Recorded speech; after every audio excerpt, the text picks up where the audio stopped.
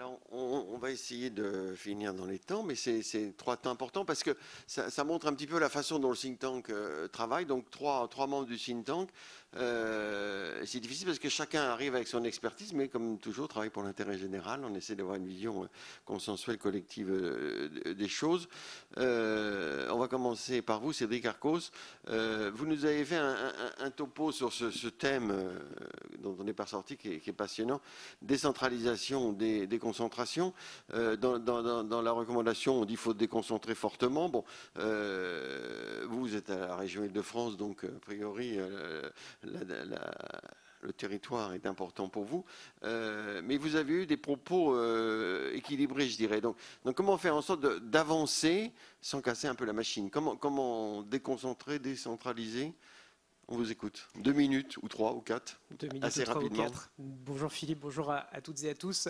Merci beaucoup de cette invitation et comme toujours de la richesse du panel et de sa diversité.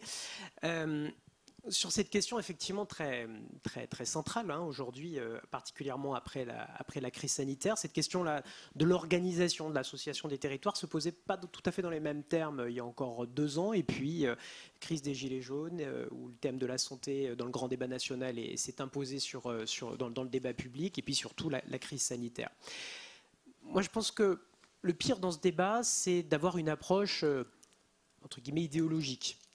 On aime beaucoup ça en France, mettre les gens dans des cases, les régionalistes, les centralisateurs. Je crois que le débat fondamental, il vaut mieux que ça. En tout cas, il vaut mieux que cette réduction, et toutes les interventions différentes, notamment celle de Jean-François Delfrécy ce matin, permettent un peu de ramener la question au centre. Pour moi, la question centrale, c'est est-ce qu'aujourd'hui, notre organisation, elle permet de donner au secteur de la santé toute la place qui devrait être la sienne, et est-ce que finalement l'organisation permet de donner l'autonomie, la responsabilité dont on a vu qu'elles étaient des points absolument clés pour faire face à la crise et au cœur de la résilience. On a tous entendu, vu, expérimenté ces situations où finalement ce qu'ont retenu les professionnels de santé de la crise, c'est la capacité de réagir, d'avoir cette confiance, cette autonomie dans leur action, et évidemment d'être soutenus, mais au bon niveau. Et finalement, pour moi, quelque part, plutôt que la question de centralisation, décentralisation, c'est comment aujourd'hui, face à la défiance importante, Delfrécy en parlait tout à l'heure, défiance des professionnels, défiance des patients, défiance d'une façon générale dans notre système, non seulement dans la vision qu'on a sur le secteur, mais surtout la défiance de beaucoup de gens qui se disent demain sera moins bien qu'aujourd'hui. Eh bien, comment est-ce qu'aujourd'hui, la question que je me pose presque tous les jours, c'est comment est-ce qu'on peut rassembler autour de la santé? Et on voit bien aujourd'hui que la notion de territoire, elle est devenue fondamentale. Territoire, pourquoi? Parce que on voit aujourd'hui que c'est au niveau du territoire que se créent des alliances, que c'est au niveau du territoire que se trouvent beaucoup de solutions. Alors, une fois qu'on emploie le mot territoire, on peut effectivement le mettre à tous les mots. Moi, j'y vois aujourd'hui plusieurs exceptions. Et je réduirais finalement, ou je remettrais le débat sur 2 dimensions, c'est qu'est-ce que le territoire peut faire pour la santé, et qu'est-ce que la santé peut faire pour le territoire. Et on voit là qu'il y a effectivement un lieu de rencontre qui est très important. Le territoire, il peut faire beaucoup pour la santé, c'est, je pense, un lieu de réconciliation des acteurs, un lieu de projet, c'était évoqué à plusieurs reprises. Et on voit effectivement que le territoire a besoin, enfin que la santé également a besoin de ce que j'appelle un peu cette verticalité inversée, c'est-à-dire de sortir d'une logique un peu normative, d'administration finalement de ce système de santé, pour passer à une vision beaucoup plus de la régulation. Et puis à l'inverse, la santé a vraiment besoin également du territoire, parce qu'on voit aujourd'hui que la santé, c'est pour moi le point clé, dépasse largement la question de l'offre de soins. C'est en ça que je pense qu'il y a besoin aujourd'hui d'une nouvelle donne, quelque part institutionnelle. Et pour moi, la question, encore une fois, c'est pas tant de savoir si on régionalise, si on recentralise, etc. C'est plutôt de savoir comment est-ce qu'on arrive à assumer, à porter un système qui fasse de la subsidiarité un point clé. On en parle beaucoup, on le fait très peu. Et comment est-ce que finalement on arrive à recréer de l'intérêt à agir et à réintroduire en grand le politique dans la santé. Et pour moi, c'est un point fondamental. Ce que j'observe aujourd'hui dans les différentes fonctions que j'ai occupées au sein du système, c'est que finalement, progressivement, le politique a délaissé la santé, au sens noble du terme. C'est-à-dire, on parle beaucoup d'outils, on parle de règles, d'articles 51, de sous-amendements de PLFSS, de T2A, etc. Pour quelque part oublier un peu l'essentiel, c'est quoi la vision ?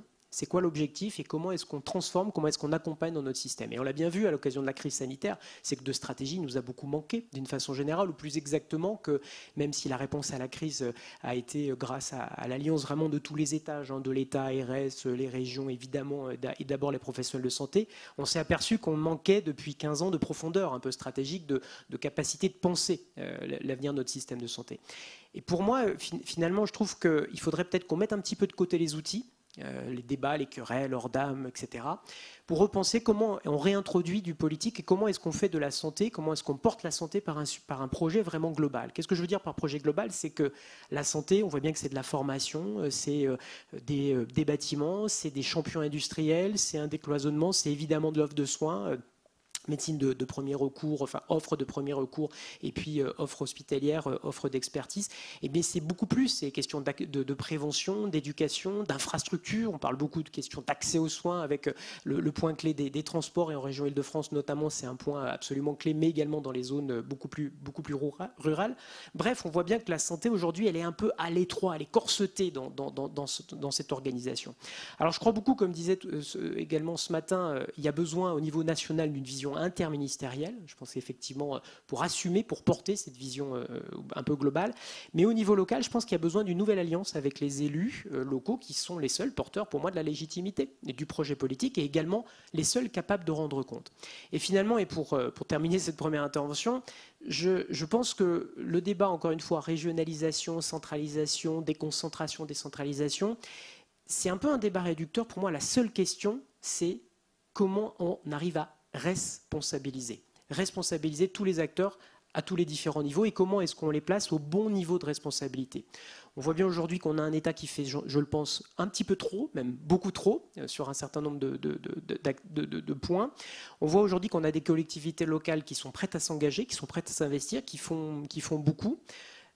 Et la question pour moi, c'est comment est-ce qu'on crée ce maillage très important, et encore une fois, comment est-ce que la santé peut irriguer l'ensemble des politiques. Et pour moi, là, après, très clairement, la question, il n'y a que des élus qui peuvent être porteurs de ces légitimités à tous les échelons de la pyramide, du niveau national jusqu'au niveau le plus local. Et pour moi, je crois que c'est vraiment à ce prix qu'on pourra porter un projet qui rassemble les Français autour de la santé. Et je crois que c'est vraiment ça le principal défi. Comment impliquer plus l'élu local? Parce qu'il y a le président de région, il y a le président de département. Le département veut prendre la gestion du médico-social complètement. L'assurance maladie n'est pas d'accord, les professionnels non plus. Donc il y a des conflits. Comment faire en sorte que l'élu soit plus représenté dans la santé du territoire? Quel est le levier? Un ou deux leviers Pour moi, le levier, il est simple. Encore une fois, c'est celui de la responsabilisation. C'est-à-dire que vous pouvez concrètement. Alors, très concrètement, c'est pourquoi pas avoir un rôle beaucoup plus important sur la question des budgets de santé. Christophe Lalonde parlait tout à l'heure de la question du contrat de plan État-région, qui est un point important sur la question des investissements, qu'ils soient codécidés. Et d'une façon générale, je pense qu'on peut plus se contenter d'un système dans lequel les élus sont sur un strapontin où on leur demande de lever la main, de venir dans des palais des congrès donner leur avis sur un projet de santé qui a été... Oui, c'est ce qu'ils disent. On a une place, mais on n'y va pas parce que c'est une place secondaire. Parce que je crois fondamentalement qu'on se trompe sur la place des élus. Aujourd'hui, on demande finalement aux élus de présider des conseils de surveillance, d'être membres de conseils territoriaux. C'est pas vraiment leur place. Ça, c'est le rôle effectivement des sachants dans le système de santé, de la déclinaison. Le rôle pour moi, c'est quelle vision j'ai sur mon territoire pour créer des champions industriels, pour créer des écosystèmes, pour faire de la santé un levier d'attractivité. Comment est-ce que je garde mes professionnels de santé sur le territoire, et donc comment est-ce que j'ai une politique de logement, de sécurité, de transport qui va permettre de les inciter de rester. Et je crois que du coup, ça veut dire pour moi réinscrire la santé au rang des responsabilités locales. Ça a été supprimé en 2015 avec la loi portant organisation territoriale de la République, où finalement on a sorti toute la santé du champ de local. Et on voit aujourd'hui, je pense que ce mouvement était une erreur, très clairement, et qu'on a besoin de réassumer. Donc je pense qu'effectivement, il y a un enjeu de gouvernance. On a parlé de la présidence des agences régionales de santé, alors, etc. Justement, sur la présidence, je ne sais pas si vous pouvez vous prononcer, parce que votre présidente est pour, peut-être d'autres sont contre. Est-ce que ce n'est pas un peu emblématique pour... c'est important pour vous? Alors, la question pour moi, c'est encore une fois, c'est quelle place réelle et effective on donne à des élus et quelle est la capacité finalement à construire ensemble le projet. Alors ça peut passer par une présidence, ça peut passer par d'autres instances. Ça dépend ce qu'on met dans la présidence. Tout dépend pareil, effectivement. Si c'est effectivement simplement réunir un conseil d'administration sans réel pouvoir, peu d'intérêt à part l'enjeu symbolique. Je crois que l'enjeu aujourd'hui, il est vraiment comment est-ce qu'on réaligne toutes les politiques et comment est-ce qu'on leur donne une responsabilité en matière de santé. Et pour moi, ça veut dire très clairement de désigner un chef de file. Je pense que les régions ont cette hauteur de vue suffisante justement pour ne pas tomber dans le piège de la micro-régulation de proximité, ça qui n'est pas qui ne doit pas être l'enjeu et qui ne doit pas tomber dans une régulation politique, mais plutôt aujourd'hui, encore une fois, on manque de stratégie et je crois qu'il faut penser de cette stratégie au niveau du territoire. Sans doute, aujourd'hui, on reparle beaucoup de planification, on parle aujourd'hui beaucoup de vision prospective. La santé, pour moi, c'est clairement ce sujet-là, mais assumer que des réponses peuvent être différentes selon les territoires. On a encore un petit peu de marge de manœuvre sur le sujet. Certes. Merci. Jean-Baptiste Bonnet, vous êtes médecin, endocrinologue en Occitanie, si je ne m'abuse. Alors, vous c'est sur la formation. La formation des médecins et des professionnels de santé que vous voulez intervenir.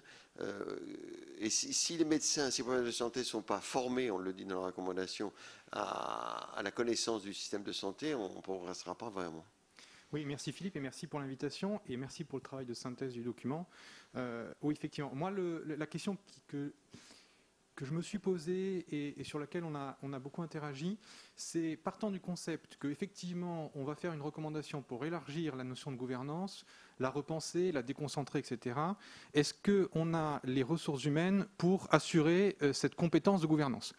Et moi, ce qui m'inquiète en tant que médecin, c'est que je ne suis pas certain que dans la masse de personnel de santé, en l'occurrence médecins, parce que c'est celle que je connais le mieux, nous ayons des gens suffisamment formés pour assurer l'ensemble des échelons de la gouvernance. Alors peut-être que paradoxalement, on a les meilleurs pour assurer, pour devenir ministre, et peut-être qu'Olivier Véran en est la très bon exemple. Mais il a fait une formation à Sciences Po. Hein. Voilà, c'est celle-là dont je veux parler. Voilà, donc celle-là, on l'a. Je vous ai coupé l'herbe sous le pied. Là. Parfait, très bien. Donc on peut former les ministres, ça c'est parfait, c'est super. Maintenant, la question, ça va être en déconcentrant, en allant dans les services, en allant dans la ville, en allant dans les CPTS, qui on a, qui peut comprendre le système, qui peut comprendre un système qui est complexe parce que, un, il coûte cher, parce que, deux, les objectifs sont complexes, que les intérêts économiques, et vous venez de le rappeler, sont multiformes, etc., etc. Et là, le constat est que je ne pense pas que nous ayons actuellement cette ressource humaine-là. Les médecins et les professionnels de santé, de manière générale, sont quand même globalement formés à très bien faire leur métier, mais ne sont pas très très bien formés à le comprendre, à en comprendre l'organisation. Or, je pense quand même qu'à Bac+10, on a le droit d'avoir un système qui peut exiger de nous que nous le comprenions. Et je pense qu'à Bac+10, on peut avoir la prétention de dire que nous pouvons participer à sa gouvernance.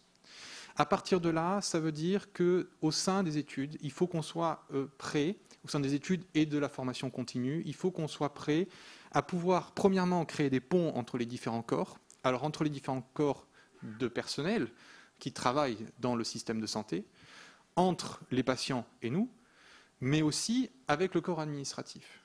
Alors, il faut qu'il y ait une connaissance, mais il faut aussi potentiellement que des administratifs puissent passer à la santé. Ça, c'est compliqué parce que c'est long. Mais qu'on puisse aussi avoir des personnels de santé qui puissent passer dans le corps administratif. Et ça, c'est pas si compliqué que ça à mettre en place. Ça se fait quand même déjà dans beaucoup d'autres corps de métier, type ingénieur, etc., etc. Mais ça se fait très très peu dans le domaine de la santé. Et pour ceux qui restent strictement dans le soin, qu'il puisse y avoir ces formations-là de connaissance et compréhension et de prise de compétences dans la question de gouvernance. Je ne pense pas qu'on puisse avoir une déconcentration au niveau du bassin de vie sans qu'on ait une montée en compétences de ces gens-là. Alors, il faut le faire d'une certaine manière, et cette manière-là ne part pas du principe que ça se rajoute à toutes leurs autres fonctions. Donc là, on revient sur un autre système, c'est de dire le médecin ne fait pas que du soin. Bon, mais ça, là, c'est du débat, c'est une question de nombre. La question, elle se pose pour le médecin, elle se pose pour l'infirmier, elle se pose pour tout le monde. Et ça c'est une question importante. Donc, voilà cette question-là. On veut gouverner. Nous pensons qu'il faut le faire, déconcentrer, on l'a dit plusieurs fois, mettre de la prospective. Pour mettre de la prospective, il va falloir mettre de la compétence là-dedans. Pour avoir cette compétence-là, il va falloir donner les moyens à ces acteurs-là d'acquérir cette compétence-là. Et là, pour l'instant, c'est pas gagné, même s'il y a quand même quelques pistes qui ont été évoquées. Vous le dites très bien dans la recommandation, les études de santé, l'élargissement du recrutement des études de santé vont dans ce sens. Il faut aller encore plus loin, il faut permettre les passerelles, il faut permettre l'acquisition en continuant le soin de compétences de gouvernance. En effet, ça nous paraît très, très, très important. C'était important d'insister dessus. Ça progresse, mais enfin, ça progresse lentement. Hein. Nos professeurs de médecine, ils veulent qu'on fasse de la médecine, et pas du système de santé. Mais typiquement, le chef de service hospitalier du CHU n'est pas quelqu'un qui est sélectionné pour ça. Voilà. La boucle est bouclée. Guillaume Denet, donc vous êtes à l'OCDE. Alors c'est intéressant parce que ça marche. L'OCDE travaille sur le principe de la confiance. Et on voit bien que la gouvernance, pour qu'elle soit efficace, il faut qu'elle soit lisible, acceptée, comprise et que chacun se sente concerné. Aujourd'hui, on en est loin.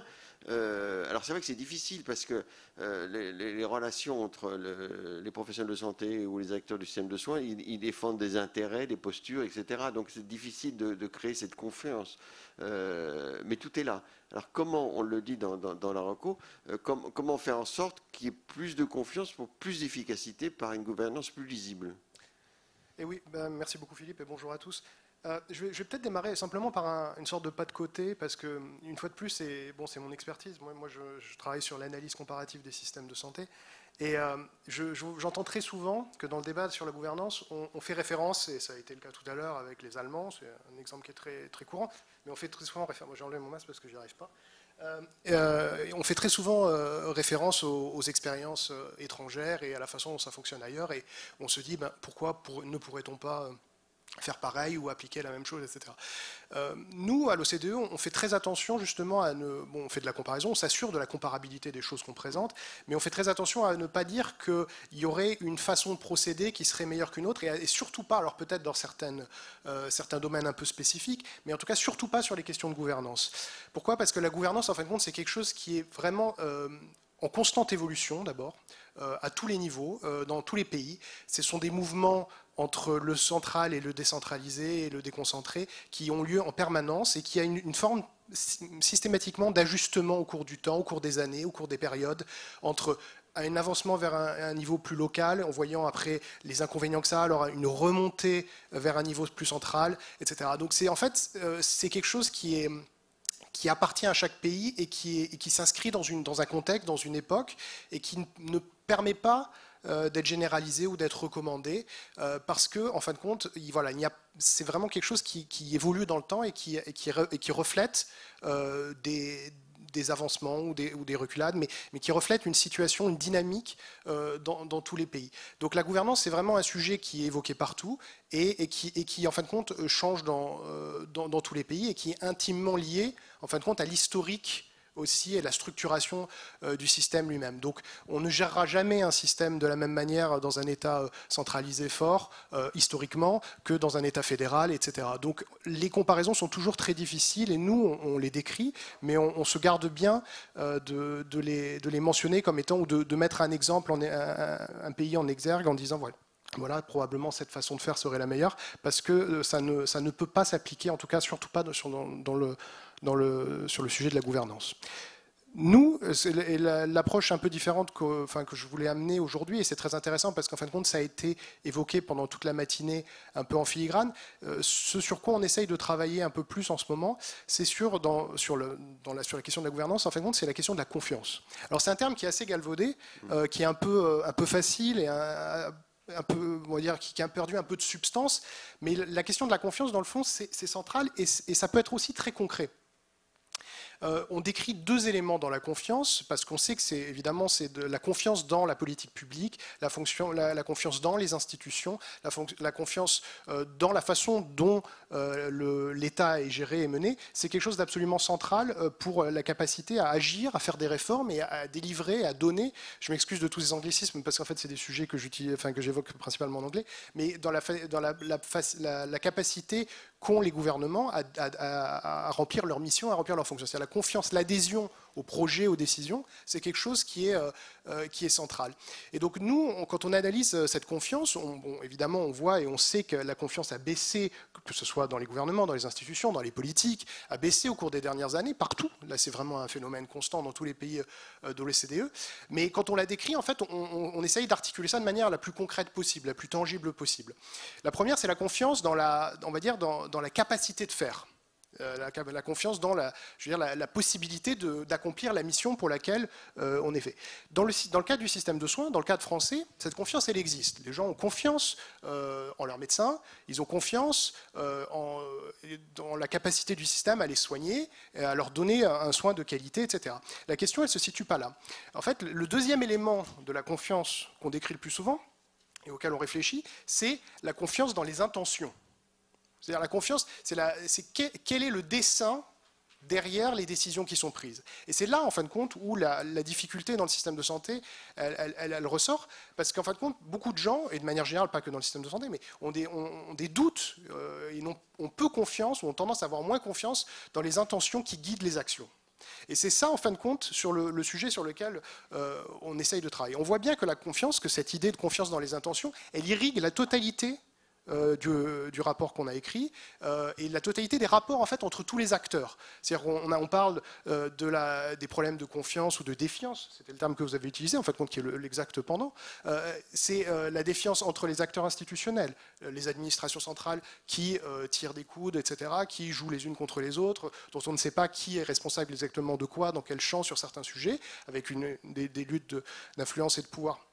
C'est les problèmes de confiance entre les acteurs eux-mêmes, c'est-à-dire les médecins et les administratifs. C'est un point qui vient d'être mentionné. C'est évident. Il y a une forme de défiance permanente. Alors on dit oui, les médecins devraient pouvoir intervenir plus souvent, mais le problème c'est que très souvent, les soignants ont une défiance totale et, pour ne pas dire un mépris réel des gens qui travaillent dans l'administration, etc., en disant, bon, eux, ils ne comprennent rien, nous, on est agissants, etc., on est opératifs, ils sont simplement spéculatifs. C'est vrai qu'ils ne comprennent rien, quand même. Je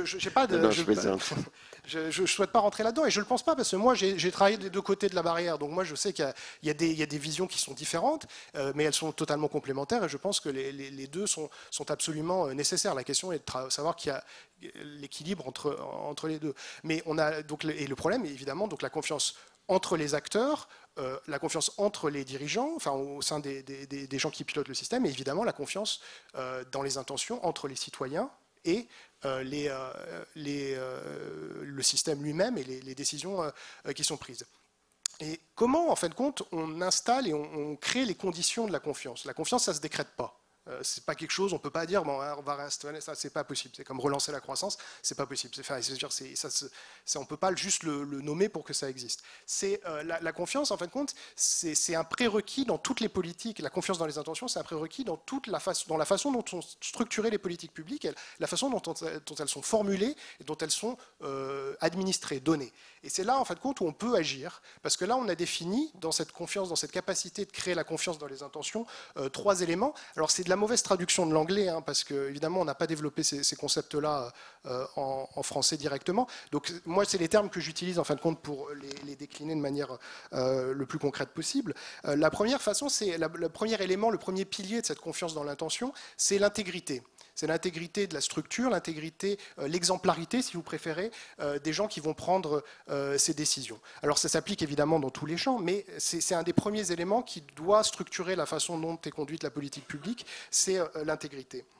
Le deuxième, et c'est en fin de compte un point qui est revenu aussi assez régulièrement, c'est la collégialité, c'est le fait d'impliquer les gens dans la décision et ne pas se sentir justement dépossédés de ça, même si on va dire bah oui mais la représentation nationale, etc. Mais une fois de plus, comme vous avez un problème de confiance vis-à-vis des élus, on en revient toujours au même point, c'est-à-dire qu'en fin de compte il y a un sentiment de dépossession de la décision. Donc cette question de collégialité, on appelle ça inclusiveness, c'est vraiment centrale aussi dans le fait de restaurer, de créer la possibilité de cette confiance. Et enfin, c'est la question de... Alors en anglais, nous, on utilise le terme fairness, que je traduis ici par équité, plus que par justice. C'est l'idée que justement que la totalité des décisions doit être prise dans un sens qui doit presque par une approche un peu rawlsienne, maximiser le bien-être, en fin de compte, des moins portants, enfin, de ceux qui sont les plus vulnérables.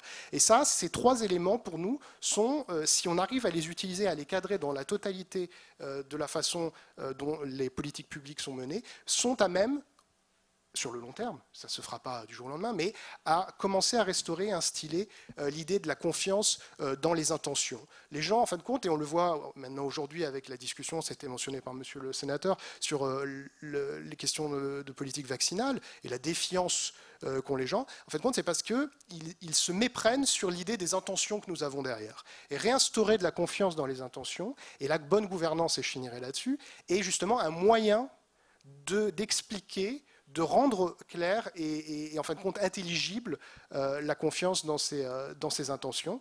Et c'est absolument central. Le travail de la gouvernance nourrit la confiance, enfin la bonne gouvernance nourrit la confiance, et la confiance va nourrir aussi une forme de bonne gouvernance. Donc les deux sont intimement liés. Le terme n'y est pas explicitement dans la recommandation, mais dans le fond, il y est. C'est un peu comme cette lettre, vous savez, d'Edgar Poe, c'est une nouvelle d'Edgar Poe. La lettre était cachée, mais en fait, compte, elle n'était pas cachée, elle était sous les yeux du narrateur qui la recherche pendant toute la nouvelle. Ben, c'est un peu la même idée, c'est-à-dire que la confiance, elle est exactement dans la totalité de cette recommandation, même si elle n'y apparaît pas explicitement mentionnée. Absolument, parce que comme vous dites, le mot de confiance est un peu galvaudé, parce que tout le monde dit oh, on veut la confiance, etc. Mais c'est intéressant de le détailler comme ça. Et en fait, dans leur cause, ce qu'on essaie de faire, c'est qu'il y ait une adhésion des patients, des citoyens, des professionnels, des acteurs, etc. Donc, il faut que ça repose sur une clarté, une lisibilité. Et, voilà. Et la confiance, c'est pas galvaudé, c'est en fait extrêmement moderne. Voilà, absolument. Mais c'est souvent galvaudé. On ne se branche pas sur des sujets qui sont d'arrière-garde. La confiance, en fin de compte, la vraie confiance, l'idée de confiance dans la politique publique, c'est quelque chose d'extrêmement moderne et de nécessaire. Quoi. Alors, Gérard Raymond, on vous a gardé pour la fin, toujours le meilleur, le patient. Le patient. Alors, comment, par rapport à cette reco auquel vous avez contribué, et très consciencieusement, comme les autres membres, de tout ce débat, qu'est-ce qui ressort pour vous sur la gouvernance et sur l'amélioration? On n'a pas l'impression que, à la fois, on a l'impression que ça s'améliore et que la crise va y contribuer, et puis il y a quand même des pans entiers d'obscurantisme, pour reprendre un mot. Je pense qu'effectivement, il nous faut d'abord merci de nous avoir invités et grand merci d'associer les usagers de la santé dans vos réflexions et dans votre participation. Ça n'a pas été partout le cas et je vais y revenir. Je pense qu'il nous faut rapprocher effectivement ces recommandations du think tank avec la crise sanitaire qui a un petit peu tout balayé. Et on voit bien quand même que les réflexions, et vous l'avez dit dans votre introduction, toutes les réflexions que nous avons pu mener ces dernières années étaient préfiguratrices d'une transformation de notre système de santé, mais qui avait un peu de mal effectivement à émerger parce que les cloisons étaient quand même assez solides dans notre système. Et cette crise sanitaire, il faut bien le dire, que personne n'a vu venir, y compris le professeur Delfraissy qui dit qu'il a pris conscience au mois de février, tous. On avait vu quelques signes avant-coureurs, mais on n'était vraiment pas prêts psychologiquement, mais on n'était pas préparés. Et notre système, individuellement et collectivement, nous n'étions pas préparés à affronter ce tsunami sanitaire qui nous est arrivé dessus. Et donc, cette crise a été un révélateur et un accélérateur, effectivement, de tout ce que l'on pouvait aujourd'hui mettre en place. Ce que je retiens, et ça a été dit évidemment plusieurs fois, particulièrement par le professeur Delfraissy, mais aussi par le sénateur, et en rejoignant votre concept sur la confiance, c'est qu'effectivement, la démocratie sanitaire, tout au moins la démocratie en santé, nous on peut faire en santé parce que le terme est beaucoup plus large, a été totalement balayée dans les prises de décision. Et effectivement, on nous a simplement demandé de rester chez nous et de nous calfeutrer très sérieusement. Et on s'est appuyé sur des décisions scientifiques, et on a vu ce que cela a donné. Et aujourd'hui encore, on a du mal, effectivement, à être entendu, à pouvoir essayer d'apporter notre contribution à ce qui est aujourd'hui une nécessité vitale pour l'avenir, y compris de notre démocratie, c'est le retour à une certaine confiance, c'est-à-dire au moins d'essayer d'amoindrir la méfiance ou la défiance qu'ont certains. Et c'est vrai qu'analyser cette situation-là, c'est essayer aussi de rechercher les causes, mais trouver des solutions. Là, le dernier courrier que nous avons fait au Premier ministre vendredi, ne nous le cachons pas, la lettre ouverte, je pense que peut-être certains l'ont vue, était une offre de service. Encore une fois, depuis le début, nous sommes en offre de service. C'est-à-dire que si vous voulez aujourd'hui créer, tout au moins, un climat de confiance, mais à la longue, c'est-à-dire atténuer un petit peu cette défiance que peuvent avoir les citoyens face à des messages parfois controversés et contredits les uns après les autres, eh bien, il faut qu'il y ait une véritable participation des relais. Et les relais, pour nous, c'est effectivement les structures associatives représentatives des usagers. Et donc, si nous n'avons pas une clarification des messages et une véritable participation officielle à la gestion de cette crise-là, et essayer d'apporter, mais on prendra des coups, on en prend déjà d'ailleurs, c'est pas grave, mais à apporter notre contribution à un message beaucoup plus clair, beaucoup plus transparent et beaucoup plus engagé, eh bien, on n'arrivera pas du tout à avoir une avancée. On le voit bien dans les problèmes de vaccination. Comment ça se fait que ce pays-là, aujourd'hui, a 25% de personnes qui disent déjà on refusera d'être vacciné? Eh bien, je pense que c'est parce qu'il y a une défiance sur les intentions de ceux qui prennent les décisions. Mais si ceux qui prennent les décisions aujourd'hui faisaient participer l'ensemble de tous les acteurs, et particulièrement les usagers de la santé, non pas dans une démocratie directe, mais dans une démocratie représentative, encore, soyons clairs. Donc, eh bien, peut-être que nous arriverions à mieux avoir un message plus compréhensible et plus direct, et peut-être amener un peu moins de cette défiance-là.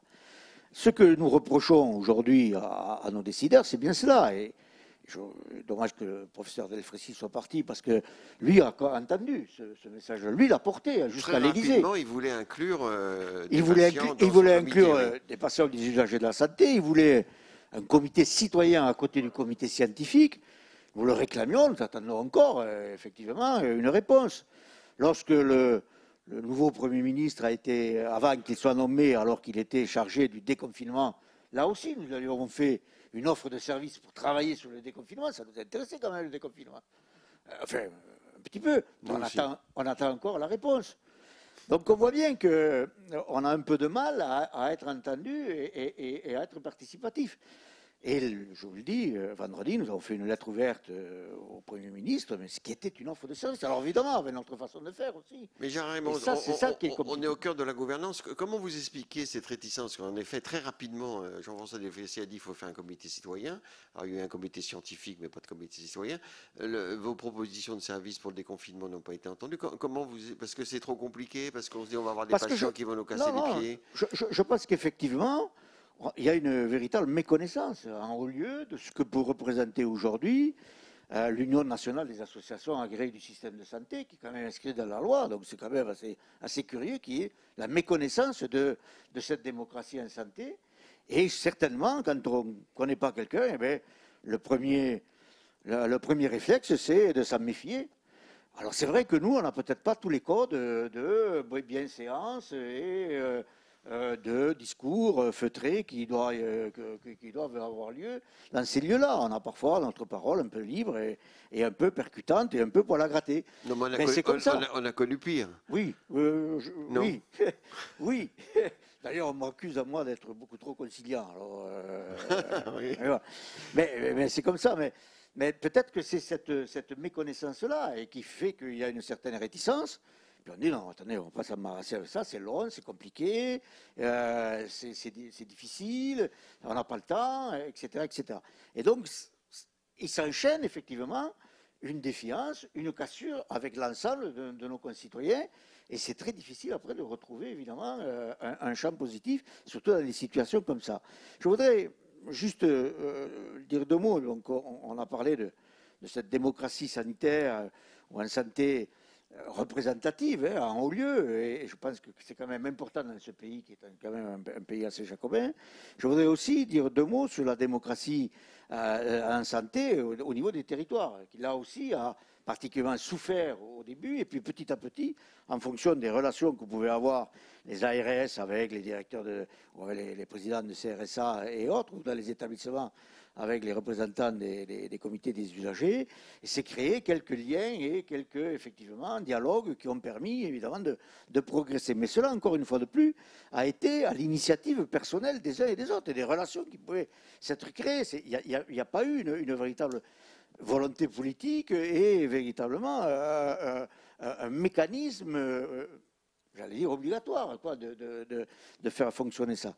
On a parlé de la déconcentration et dans le Ségur de la santé, nous avons pointé cette difficulté de déconcentration et surtout de mettre en place au niveau des territoires, et nous sommes allés plus loin dans nos propositions, on a parlé de parlement sanitaire territorial, où effectivement, je retrouve ce que pouvait dire le professeur Delfraissy ou ce que vous dites, c'est de retrouver l'ensemble des acteurs sur un territoire donné, et particulièrement les politiques, bien entendu.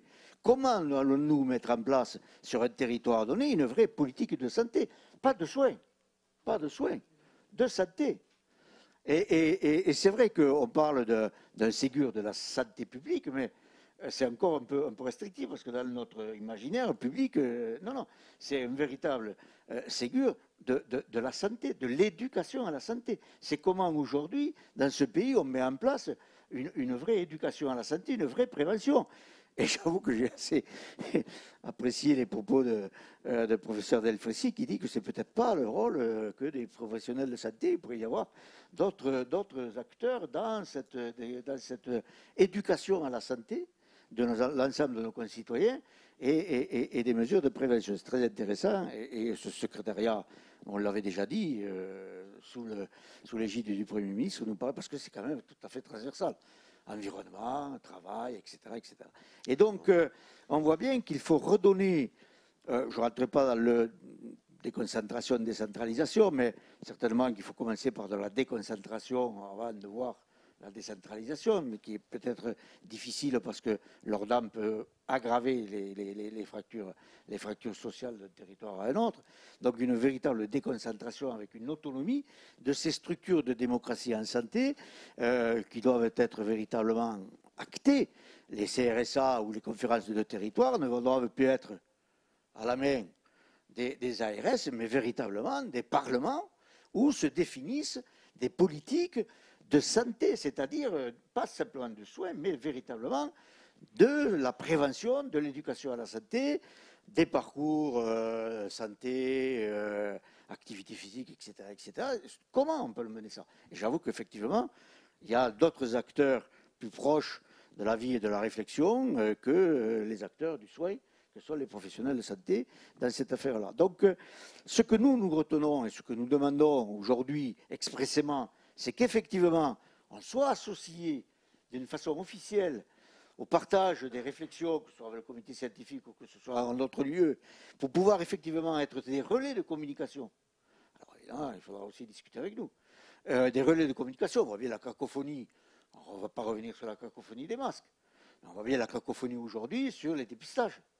Donc c'est bien de vouloir faire 1 million de dépistages, c'est parfait, mais pourquoi faire? Voilà. Bon, si. Je pense qu'il y a quelques biologistes qui sont intéressés par la chose. Tout votre blague chocotte il faut ça après coup de temps, sourire, c'est ainsi. Mais bon, voilà. Alors, je sais pas, il faudra que je lui demande pourquoi il a un si grand sourire. Mais, donc, bon, voilà. Donc voilà. Mettons véritablement en place une vraie politique de dépistage pour qu'elle soit totalement efficace. Et là, on va essayer nous-mêmes, si évidemment nous sommes d'accord, de porter ce message-là pour le faire comprendre à l'ensemble de nos concitoyens. Nous sommes quand même des relais importants. C'est dommage qu'on ne nous retienne pas. Merci, et Gérard. deuxièmement, c'est territorialement, c'est là aussi donner beaucoup plus de poids à la représentation des usagers. Je ne rentrerai pas dans la formation des représentants des usagers. Le PRS, le projet régional de santé, juste pour finir, il existe un mot, c'est oui, pipeau, c'est... Oui, il existe. Oui. Voilà, bon, d'accord. Alors, il nous faut conclure. D'accord, on a compris, c'était le sens de ma question. Donc, est-ce que des questions, des réactions? Alors, est-ce qu'on a un micro? En principe, oui. Benoît Péricard, membre du think tank depuis les origines, c'est-à-dire presque un siècle maintenant.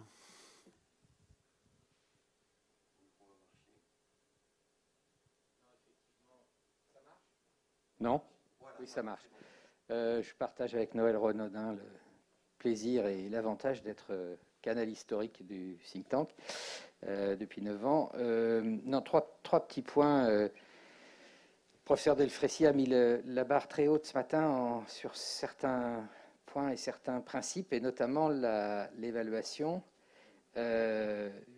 J'aurais aimé rappeler à nos deux parlementaires tout à l'heure. Un a dit que la loi HPST avait bouté en quelque sorte les médecins hors de la gouvernance, mais je rappelle que c'est la loi HPST qui a bouté le peu de régionalisation qu'il y avait dans les ARH pour ne remettre les ARS que dans les mains de l'État. Donc, et Benoît Péricard était directeur d'ARH. Évaluons les politiques publiques. Je dis à Christophe Lannong, dont il sait combien j'apprécie aussi sa réflexion et son action, mais que je ne suis pas tout à fait sûr. Il a beaucoup plaidé pour que l'ARS soit un acteur d'animation des territoires. Est-ce qu'on peut vraiment être un acteur d'animation des territoires et en même temps détenir le pouvoir normatif et de contrôle? J'en suis totalement convaincu du contraire. Troisième question, j'aurais aimé, le professeur Delfraissy a dit quelque chose de très important pour les EHPAD, et là je prends ma casquette de président d'association gérant 6 EHPAD dans la région parisienne. Moi j'ai une proposition très claire pour les EHPAD, c'est de supprimer les médecins coordonnateurs qui ont fait beaucoup de mal dans les EHPAD. Un médecin qui n'a plus de responsabilité clinique devient un dictateur hygiéniste et non plus un médecin qui prend en compte l'intégralité des besoins et notamment des besoins des plus âgés d'entre nous qui effectivement ont énormément souffert pendant le Covid pour des résultats qui, tout compte fait, les statistiques nous le montreront l'année prochaine, mais la surmortalité dans les EHPAD, j'aimerais bien qu'on la mesure réellement. Voilà. Et enfin, je livre un témoignage parce que il se trouve qu'hier, j'ai déjeuné avec un jeune maire de région parisienne qui découvre en même temps l'importance de la santé pour un maire, mais il m'a résumé la situation très clairement en 4 points. Il m'a dit, pendant la crise, on a beaucoup attendu de l'État, représenté par les préfets, qui se sont beaucoup investis, mais derrière les préfets, il n'y a plus rien. Il m'a dit, l'ARS, bonne volonté, mais elle n'est pas faite pour ça. Les départements, totalement absents. La région a été présente. Voilà, je livre ça à la réflexion. Est-ce qu'il y a médecin coordonnateur, il faudra qu'on fouille dans les EHPAD, en effet. Est-ce qu'il y a d'autres réactions leur avancées? Il y a une question sur pourquoi si peu d'évaluation, on l'a dit, mais c'est vrai, pourquoi si peu d'évaluation? Pourquoi la France est si peu? Qu'est-ce qui veut intervenir là-dessus, Cédric, non, sur par rapport à vos anciennes responsabilités dans le milieu hospitalier? Pourquoi si peu d'évaluation? Vaste question. Ça fait peut-être écho à ce que j'appelais tout à l'heure le manque de profondeur stratégique qu'on a malheureusement dans nos questions de santé. Cette matinée aussi avec beaucoup d'optimisme, mais on n'a pas encore donné à la santé toute la place qui doit être la sienne dans la société d'une façon générale. Je m'explique. On est encore, et on est à peu près tous ici les symboles quelque part, on est encore prisonnier d'une vision où la santé appartient aux experts. Et effectivement, les uns et les autres, on parle aux sachants. C'est vrai qu'il y a un coût d'entrée pour parler, pour connaître le système de santé qui est très élevé. Et je crois que vraiment l'enjeu de demain, c'est de sortir de ça et d'avoir une vision beaucoup plus partagée, d'assumer la notion de débat, Gérard le disait, de débat territorial, de débats nationaux. Je crois que vraiment depuis quelque temps, particulièrement depuis la crise, j'espère en tout cas qu'il y aura un avant et un après, et c'est en ça, je pense, que le rôle des élus, des institutions territoriales peut être très important parce qu'ils sont par essence garants de cette animation démocratique avec déjà porteurs de cette légitimité, de ce besoin de créer de la confiance. Pour moi, c'est vraiment un point important, et du coup, je crois que l'évaluation se construira progressivement à partir de là. On voit quand même qu'il y a des travaux qui sont faits. Le Sénat, je le salue, fait quand même un énorme travail d'évaluation, trop peu connu sans doute, mais à travers les missions d'évaluation, il y a un travail qui est extrêmement poussé. On le voit en ce moment avec les auditions à laquelle tu faisais référence, Philippe, tout à l'heure. Enfin, les choses progressent. Puisque j'ai la parole, je voudrais juste insister très rapidement sur sur 2 points. Il y a un mot qu'on n'a pas encore évoqué, mais autour duquel je crois tout le monde a un peu tourné, c'est celle de la notion de responsabilité territoriale. C'est-à-dire comment est-ce qu'on rend responsable une chaîne d'acteurs d'un territoire de l'amélioration de l'état de santé de la population, de la lutte contre les inégalités. Voilà déjà 2 objectifs qui en soi sont assez denses, sont assez costauds. Et je crois que c'est à partir de là qu'il faut maintenant penser les raisonnements et du coup sortir de toute réponse institutionnelle que j'évoquais tout à l'heure. On a un système de santé traditionnellement qui est suradministré, insuffisamment régulé, et je crois que cette notion de responsabilité territoriale peut donner un nouvel âge à la notion de régulation et de fixer des objectifs et de rendre responsables les acteurs locaux. C'est en ça, effectivement, je pense que le rôle des élus, mais pas tout seul, de l'État, évidemment, fondamental, doit pouvoir se jouer. Et puis un dernier point, quand on parle de ces questions-là de responsabilisation des acteurs territoriaux, on a souvent, et pour moi un peu trop facilement, tendance à dire oui, mais alors attendez, si on responsabilise les acteurs territoriaux, déconcentre, décentralise, on va voir flamber les inégalités. Moi, je demande à ce que ce soit démontré, ça. Parce que, pardon, les inégalités, elles sont déjà là dans notre système de santé. Moi, je travaille dans une région dans laquelle, région riche, favorisée, les écarts d'espérance de vie sont 7 ans et demi au sein d'une population. Mais les inégalités, elles sont déjà là dans un système ultra centralisé, contrôlé, dans lequel l'égalité est sur le fronton de toutes nos devises et de toutes nos mairies et de nos écoles. Donc je crois que cette notion d'égalité, elle est à aborder avec, à mon avis, plus de, comment dirais-je, peut-être moins de passion, quelque part, un petit peu plus factuellement. Et je crois qu'au contraire, quand on responsabilise les acteurs territoriaux, les inégalités, elles diminuent. 2 exemples, la question des transports, la question de l'éducation, lycée, collège, département, région, mais je pourrais mettre également les écoles. Souvenons-nous de l'état des parcs de lycées, de collèges avant la décentralisation. Regardons ce qu'ils sont devenus aujourd'hui. Regardez toutes les collectivités diverses et variées qui mettent le tout numérique dans les écoles, les tablettes, les ordinateurs, qui avaient rendu par le passé gratuits les livres, les manuels scolaires, alors que rien ne les oblige. C'est plutôt l'inverse qu'on voit, une diminution des inégalités qui se produit. Idem sur la question des transports. Donc je crois que ces questions, elles doivent être abordées avec peut-être moins de passion et surtout de refaire, et j'étais très sensible à ce que vous disiez, cette notion de confiance, refaire confiance, et je crois vraiment que le niveau local peut être un bon terreau pour recréer de la confiance pour nos concitoyens. C'est un enjeu tout à fait d'avenir. Gérard Raymond, on va conclure après. Juste un mot sur l'évaluation. Dans ce pays, pour nous, évaluation, c'est sanction. Et donc, effectivement, on va pas, puisqu'on est sachant, on ne va pas faire de l'évaluation parce qu'on le sait. Et parce qu'on a peur d'être sanctionné. Vous avez dit tout à l'heure qu'effectivement, l'évaluation sur les pas et pas, ce n'était pas terrible. Eh bien, tant mieux. Parfait. On va travailler sur les points défaillants pour améliorer un petit peu le système. C'est ça qui est intéressant. Je pense qu'il faut aussi faire comprendre à nous tous que l'évaluation, c'est pour s'améliorer. Ce n'est pas pour être sanctionné. Voilà, et ça aussi, il faut que ça chemine et que l'évaluation, là aussi, doit être faite par tous les acteurs. Ben oui. Oui, un mot, Jean-Baptiste. Oui, alors juste, je renforce ce que vous venez de dire, c'est un élément absolument essentiel. L'autre élément, c'est que sur l'évaluation, pour rester sur mon domaine de formation, c'est aussi la connaissance des éléments de l'évaluation.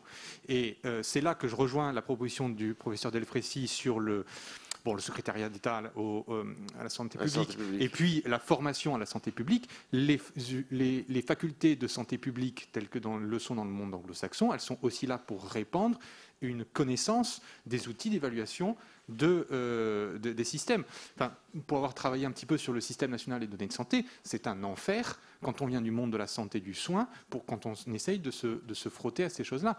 Et c'est complexe. C'était une question qu'on avait sur les données de santé, les bases communes de connaissances. Elles existent. Béatrice Nodelec, voilà. Elles existent, elles sont maniables, mais il faut un investissement et un temps et des personnes compétentes pour les utiliser, qui est encore très très important. Merci. Il nous faut conclure. On conclut toujours, en général, pour savoir si on a été dans le sujet, par Noël Renaudin. Noël Renaudin, est-ce qu'on a traité le sujet ou est-ce qu'on s'est un peu égaré? Vous ne vous moquerez plus longtemps de moi. Ah si, encore des années. Moi, j'étais d'accord pour une fois, presque sans nuance avec la recommandation. C'est pas vrai tous les ans. Hein. Non, loin de là. Mais c'était vrai cette année, donc j'ai été heureux de constater que je n'étais pas le seul à trouver qu'elle était bien. Ça, c'est ma première remarque. La deuxième, c'est que Jean-Baptiste Bonnet a eu l'élégance de dire que la question de la confiance était implicite dans la recommandation. Je pense qu'on aurait mieux fait de la rendre explicite, parce que je pense que ce qui nous a dit Guillaume était... Delay, oui. Guillaume Delay. Guillaume Delay, pardon, oui. excusez-moi. C'est vrai, non, mais vous avez raison, mais la confiance, c'est ce que vous avez dit. Mais c'est vrai, ça manque un peu quelque part dans la recommandation. Mais tout le monde dit, oh, on a besoin de confiance, on a besoin de confiance, c'est un peu incantatoire. Mais il a été plus loin. Ce qu'il a dit n'était pas incantatoire, justement, c'est ce que j'ai trouvé bien. Et parce qu'il l'a décliné d'une façon qui était nouvelle pour moi et qui m'a paru éventuellement fructueuse. Deuxième remarque en passant, peut-être une note discordante sur ce qui a été dit, et c'est le professeur Delfrécy qui a commencé, sur le pouvoir des médecins, en disant au fond que le comportement des hôpitaux avait montré, si c'était nécessaire, que quand les médecins décidaient, tout marchait mieux. Je voudrais quand même rappeler que ça a bien marché parce que les médecins, en effet, savent soigner, mais qu'on leur a ouvert des crédits illimités pendant cette période, et que donc, ils n'ont pas fait un travail qui est malgré tout nécessaire, même s'il n'est pas toujours très très bien fait par l'administration. Ils n'ont pas fait la régulation du système. Je pense qu'il faudra quand même s'en souvenir. Ma troisième remarque, je ne sais pas si elle est discordante ou pas, mais c'est Cédric Arcos qui me la suggère en disant qu'il sort de cette séance avec un optimisme revigoré. Moi, j'en sors plutôt de façon pessimiste. C'est-à-dire que même si conceptuellement, probablement, le débat entre nous, qui sommes malgré tout des gens de bonne volonté, c'est un peu hissé, c'est-à-dire qu'il est arrivé à un niveau qui me paraît correspondre à la vérité des choses. Je ne crois pas que dans l'organisation de l'État et des pouvoirs publics, les choses progressent si peu que ce soit. Moi, je suis très frappé de voir qu'alors que la crise est maintenant, a une assez longue vie derrière nous, rien n'a bougé. Hein. Rien n'a bougé, et y compris l'apparence de territorialisation des décisions pour les mesures Covid. Franchement, ce n'est pas crédible du tout. Quand on entend les discours strictement parallèles des préfets des autorités marseillaises et bordelaises, on se dit qu'ils n'ont pas inventé ça tout seuls en concertation chez eux. Donc, je ne pense pas que les choses progressent. Si vous voulez, je suis inquiet parce qu'il y a quelque chose d'irréductible dans l'incapacité de notre système à se réformer. Ça nous motivera pour la ça nous motivera pour la prochaine recommandation. On a un sujet, je ne vous le dis pas parce que vous le découvrez dans un an, mais un thème. Non, alors un mot, Guillaume, un mot pour conclure positivement, pour contrebalancer. Non, c'est pas positif. Alors, est-ce que quelqu'un veut conclure de façon positive? Gérard?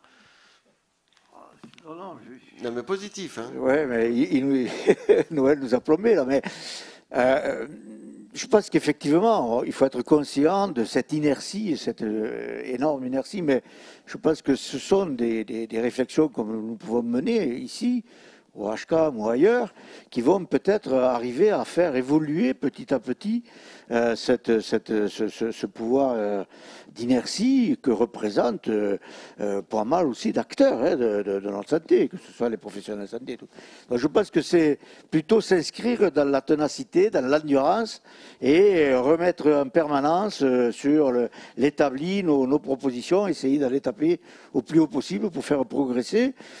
Voilà, ça avance beaucoup trop lentement, mais espérons que cette fois-ci, cette crise sanitaire sera un petit accélérateur pour pouvoir mettre en place. C'est vrai que la crise sanitaire peut aggraver ou améliorer. Oui, ça peut être une vraie bascule. Ça peut être une vraie bascule. Donc on va faire en sorte que ça améliore. Oui, Benoît, alors un micro. Attends, prends un micro parce que sinon on ne t'entendra pas. Et c'est la fin. D'espoir si on remet le HCAM au sein du commissariat au plan.